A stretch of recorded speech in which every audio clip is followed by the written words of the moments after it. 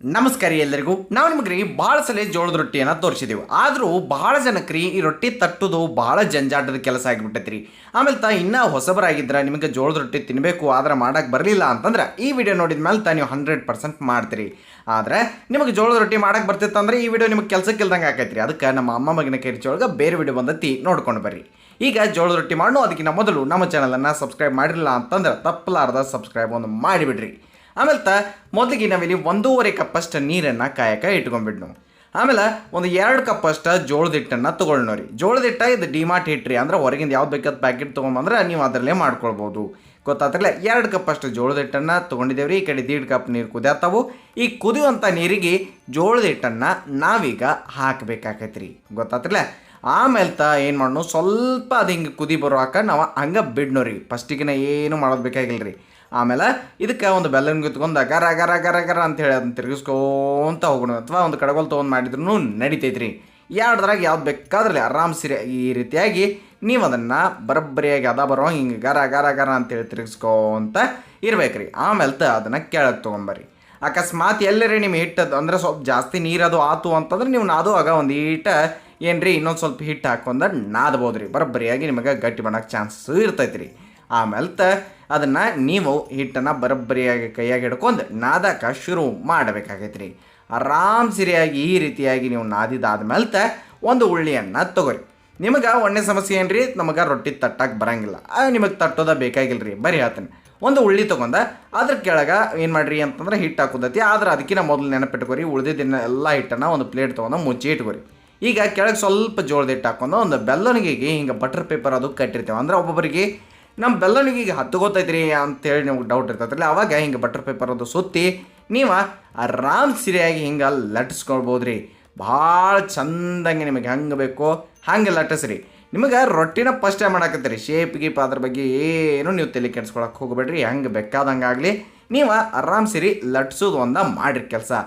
ಆಮೇಲೆ ನಿಮಗೆ ಯಾವ ಸೈಜ್ ಬೇಕು ಆ ಸೈಜ್ ಏನರ ಒಂದು ಕೊರೆಯಾಕ ಪ್ಲೇಟು ಲಿಡ್ಡು ಏನರ ತಗೋರಿ. ಆಮೇಲೆ ಅದನ್ನು ಒತ್ತಿ ತಗೊಂಬಿಡ್ರಿ. ಎಕ್ಸ್ಟ್ರಾ ಇದ್ದದ್ದು ಏನಿರ್ತೈತಿ ಅಂತ ತೆಗೆದ ಈ ರೀತಿ ಗುಂಡಂಗೆ ರೊಟ್ಟಿ ಕಾಣತೈತಿ. ತವ ಅಂತೂ ಚಲೋ ಹೊತ್ತಂಗೆ ಕಾದೈತಿ ರೀ. ಈಗ ಈ ರೊಟ್ಟಿಯನ್ನು ಹೋಗಿ ಏನು ಮಾಡೋದು, ಪುಲ್ಕಾಗತ್ಲೆ ನೋಡೋಕೆ ಸೇಮ್ ಟು ಸೇಮ್ ಹಂಗೆ ಕಾಣ್ತೈತಿ. ಅಟ್ಟ ಚಂದಂಗೆ ಉಬ್ಬಿ ಬರ್ತೈತಿ ರೀ. ನೋಡಕ್ರಿ. ಈಗ ತವ ಮೇಲೆ ಹಾಕಿದ ಮೇಲೆ ಏನು ಮಾಡಿರಿ ಅಂತಂದ್ರೆ ಒಂದು ಬಟ್ಟೆಯನ್ನು ನೀರಾಗಿ ಎದ್ದಿ ದಂಡಿ ಬಿಡ್ಲಾರ್ದಂಗೆ ಈ ರೀತಿಯಾಗಿ ಹಚ್ಬೇಕ್ರಿ. ಹಚ್ಚಿದಾದ್ಮೇಲೆ ಅದನ್ನ ಏನು ಮಾಡಿರಿ, ಒಂದು ಸ್ವಲ್ಪ ಟೈಮ್ ತೊಗೊರಿ. ಅಂದ್ರೆ ಜಲ್ದಿನ ತಿರುಗಿಸಿ ಹಾಕಿಬಿಡ್ರಿ. ಇಲ್ಲ ಅಂತಂದ್ರೆ ಹಸಮಳಕ್ಕೆ ಸ್ಟಾರ್ಟ್ ಆಗ್ತೈತಿ. ಅದಕ್ಕೆ ಜಲ್ದಿನ ತಿರುಗಿಸಿ ನೀವು 2 ಮೈಯನ್ನು ಬೇಯಿಸೋಕೆ ಸ್ಟಾರ್ಟ್ ಮಾಡಿರಿ. ಒಂದಾದ್ಮೇಲೆ ಹಿಂಗೆ ಮ್ಯಾಲ ಕೆಳಗೆ ಮಾಡಿದ್ರಿ ಅಂತಂದ್ರೆ ಭಾಳ ಮಸ್ತಾಗಿ ಪುಲ್ಕ ರೀತಿ ಒಳಗಣ ಈ ರೀತಿ ರೊಟ್ಟಿ ಉಬ್ಬಿ ಬರ್ತೈತಿ. ಇದು ಸಣ್ಣ ರೀ. ನಿಮಗೆ ಫಸ್ಟ್ ಟೈಮ್ ಮಾಡೋದ್ರೆ ಹಂಗೆ ಮಾಡಿರಿ. ಇಲ್ಲ ಆಗಲೇ ಮುಚ್ಚಿಟ್ಟಿದ್ರೊಳಗಿನ ಇನ್ನೊಂದು ಉಳ್ಳಿ ತೊಗೊರಿ. ದೊಡ್ಡದ ಮಾಡ್ತಂದ್ರೆ ಕೆಳಗೆ ಇನ್ನೊಂದು ಸ್ವಲ್ಪ ಜೋಳದ ಹಿಟ್ಟನ್ನು ಹಾಕಿ ಲಟ್ಟಣಿಗೆ ಈ ಸಲ ನಾವು ಪೇಪರ್ ಅದು ಏನೂ ಹಾಕಿಲ್ಲ ರೀ. ಜಸ್ಟ್ ಏನು ಮಾಡಿರಿ, ಜೋಳದ ಹಿಟ್ಟನ್ನು ಹಚ್ಚಿರಿ, ಚಲೋ ತಂಗಿ ಲಟ್ಟಿಸ್ರಿ. ತೀತ್ರಲ್ಲ.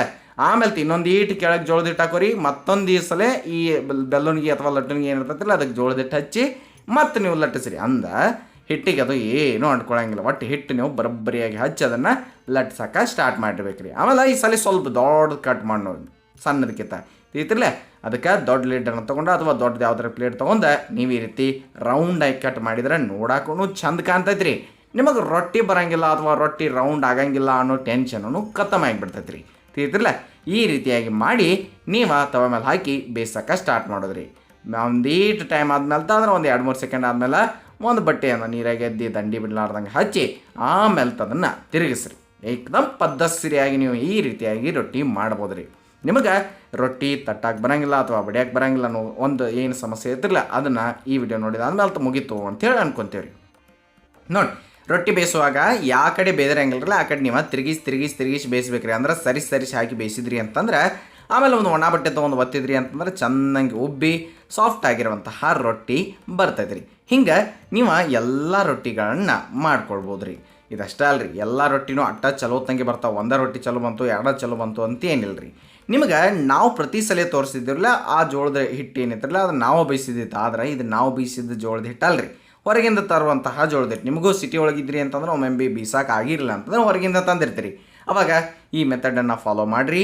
ಭಾಳ ಸಿಂಪಲ್ಲಾಗಿ ಅತಿ ಸುಲಭವಾಗಿ ನೀವು ಜೋಳದ ರೊಟ್ಟಿಯನ್ನು ಮಾಡ್ಬೋದು ರೀ. ಸೇಮ್ ಎಲ್ಲನೂ ಅದೇ ರೀತಿ ಮಾಡೋದು.